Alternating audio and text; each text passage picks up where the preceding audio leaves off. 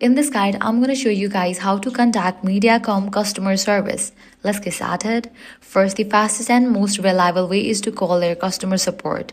You can dial 844-274-6753 or 855-633-4226 and both lines are available 24/7. These numbers can help you with billing issues, internet problems, TV service, or any account related questions. Just follow the voice prompts to connect with a representative.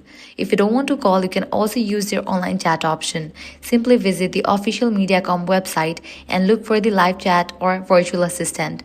This is a great way to get quick help without waiting on a call, and sometimes you can even connect with a real agent. Another option is email support, which is useful if your issue is not urgent or if you need to send documents. You can also visit a local Mediacom officer for in-person help, especially for things like bill payments or returning equipment. Lastly, don't forget you can use their mobile app or reach out through social media for additional support options.